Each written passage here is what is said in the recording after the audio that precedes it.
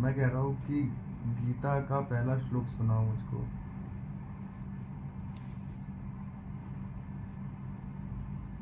जी पांडे जी, ठीक है, तो सुनो।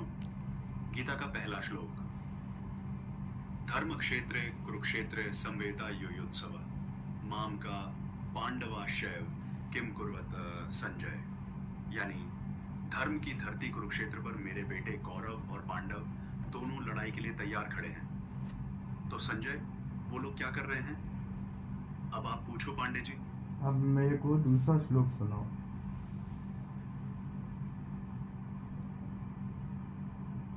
जी पांडे जी, गीता का दूसरा श्लोक सुनो।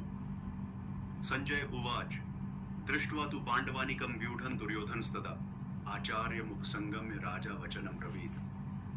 हिंदी में संजय कह रहे हैं, जब दुर्योधन ने पांडवों की सेना को तैयार देखा तो वह अपने शिक्षक द्रोणाचार्य के पास गया और कहने लगा, यानी पांडे जी, अब दुर्योधन अपने गुरु कर्ण द्रोणाचार्य को ऐसे कुछ कह रहा है।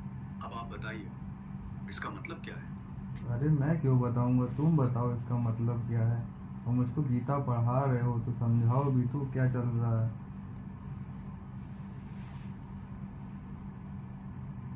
जी पांडे जी, बिल्कुल सही कहा। जी दूसरे श्लोक का मतलब, संजय कह रहे हैं, जब दुर्योधन ने देखा कि पांडवों की सेना कितनी बड़ी और ताकतवर है तो वह घबरा गया। फिर वह अपने शिक्षक द्रोणाचार्य के पास गया और उससे कुछ कहा। यानी पांडे जी, जब हमें अपने सामने कोई बड़ी चुनौती दिख जाती है तो हम किसी अनुभवी से सलाह लेते हैं। बस यही बात है। समझ इससे गए पांडे जी? हमें कुछ बड़ी चुनौती दिख जाती है तो हम किसी अनुभवी से सलाह लेते हैं, यही है ना मतलब। जी पांडे जी, हमें बिल्कुल ऐसा सही समझे हाँ, आप। लेकिन हमें ऐसा क्यों करना चाहिए।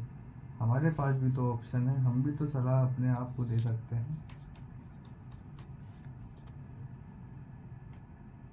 जी पांडे जी, बहुत ही सही सवाल उठाया आपने। आप कह रहे हो, हम अपने आप को ही सलाह क्यों न दें? पांडे जी, ये बात सुनो आई। जब हम चाहपन अपने ही फैसले साई पर चलते हैं तो हम वही खुद के अंधेपन में फंस जाते हैं। जैसे धृतराष्ट्र जी अंधे थे, ये बात वैसे ही हम भी अपनी भावनाओं में अंधे आए हो जाते हैं। जब हम किसी अंधे अनुभवी बहरे वगैरह हो से। जाते हैं कि अंधे आयरे हो जाते हैं।